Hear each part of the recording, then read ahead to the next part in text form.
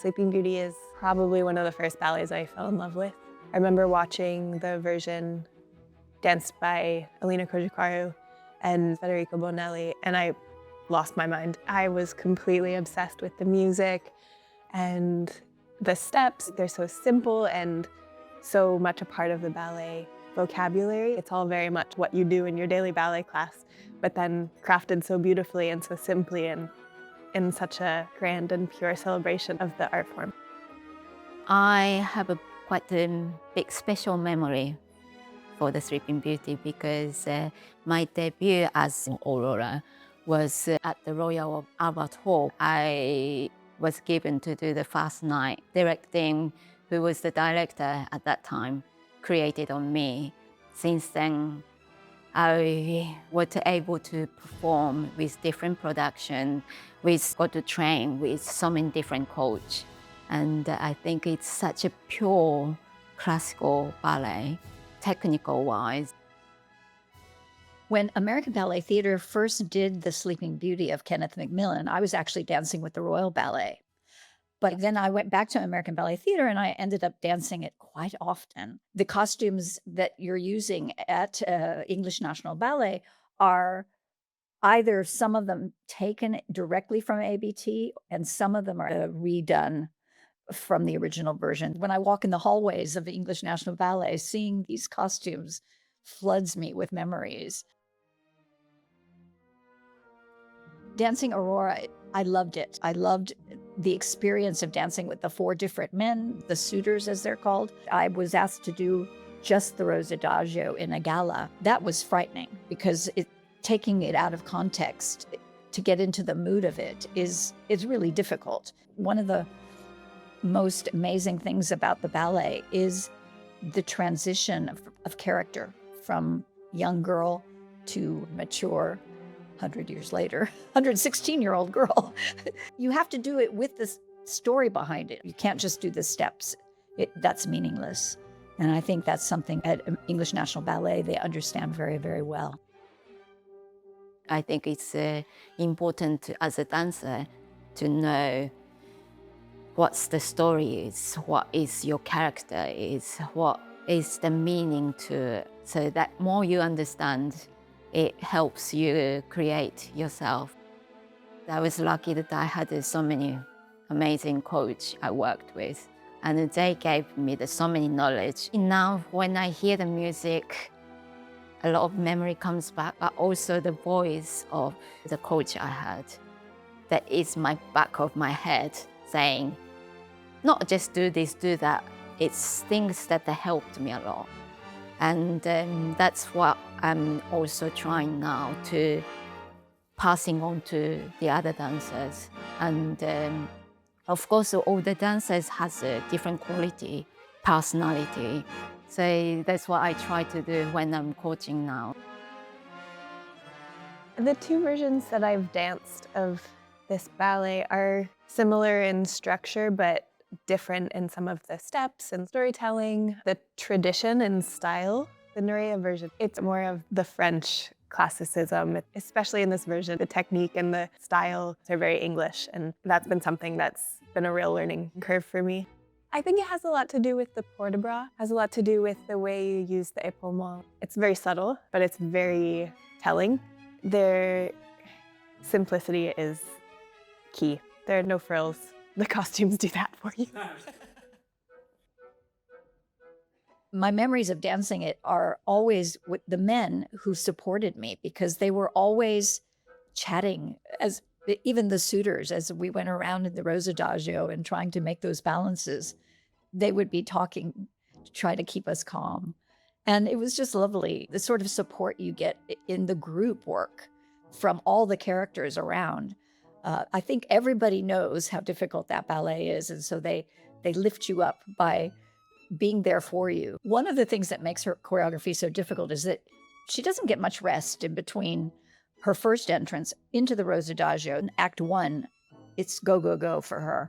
And I think that trying to have the essence of youth and exuberance and excitement, trying to temper that with being calm so that you can actually do the steps and not get yourself all nervous and anxious. with the first act, her first entrance, she does this jumpy dance. Then she has to calm down, right, to stand on one foot and be gracious at the same time with all her princes, and then come on and do a very lyrical solo. And you have to keep the feeling of wonderment. And having danced the Rose Adagio all on your right leg, your right calf is like come up to your neck. At that point, it's really sore and really difficult. Your body feels the grip of the whole ballet, actually, before you have had a chance to even get into second act. So there's quite a lot going on. I think with the Rose Adagio, it's just the pressure of that moment, and especially playing into the fact that Aurora is 16 and it's her birthday party and oh my gosh, like so much is happening. I think there's room for it to be sort of a game because the steps repeat. You try it 1, 2, 3, 4 times, everything. So like play a game with myself to say like, oh, can I balance this longer? How can I change it up? How far can I step? That's what makes the Rose Adagio fun and an interesting part of the story for me.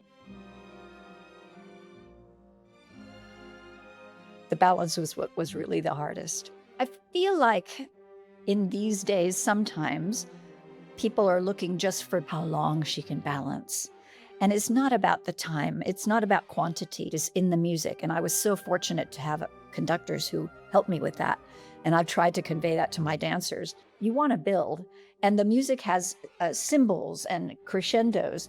And I found that if I did it with the music, first of all, I didn't freak out. It was much easier to stay calm.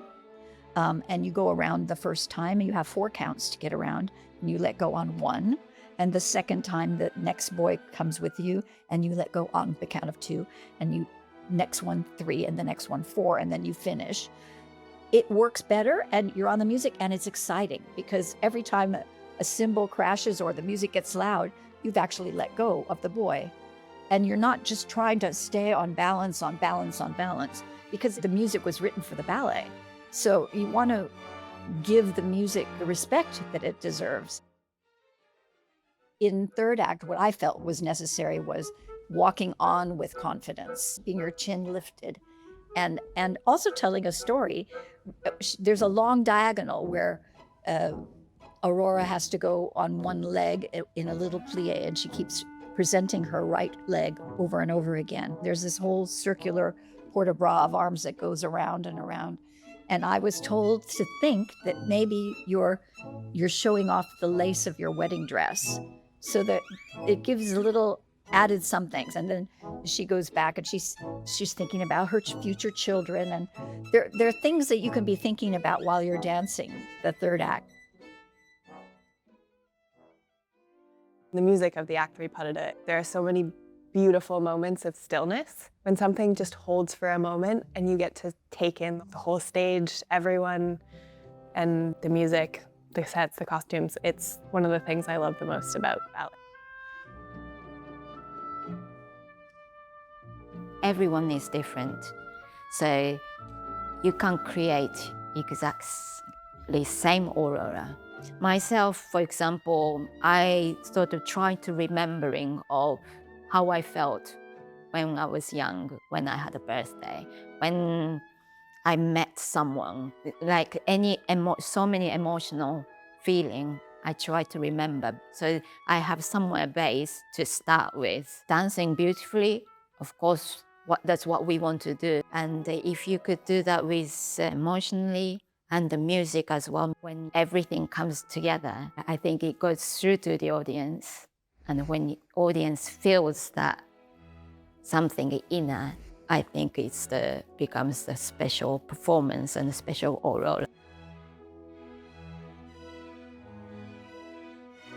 I think the Sleeping Beauty remains a benchmark for classical technique because it is so pure. You could do it in a leotard, and people would understand that it was the Sleeping Beauty. And it's difficult and it doesn't change. Even this generation finds it difficult when you consider it was done in the 1800s, to continue to be so tough.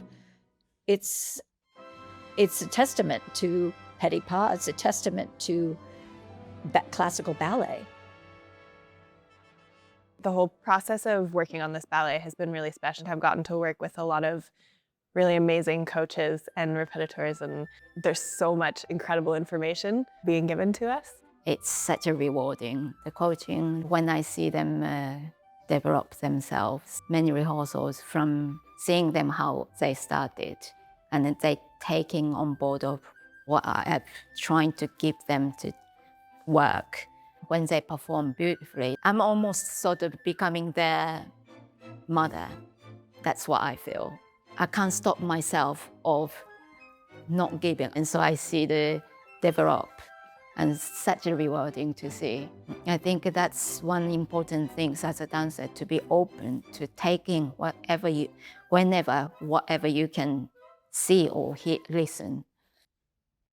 I've been really fortunate to work with 2 couples on The Sleeping Beauty, and I can help with, here's where you want to breathe. Don't run full out here because nobody can see you. You're at the back of the stage. You need to bend more on this section because otherwise it won't show. These little things that I was so fortunate to be told that can help them. And I'm so grateful to them, because when I watch them, I'm sort of living vicariously through them. I find I get sore sitting up. My back gets tense from watching because I want so much for them. I want for them what I wanted for myself, which is to enjoy the ballet and to get through it in the best possible, highest caliber of dancing. And they're doing it.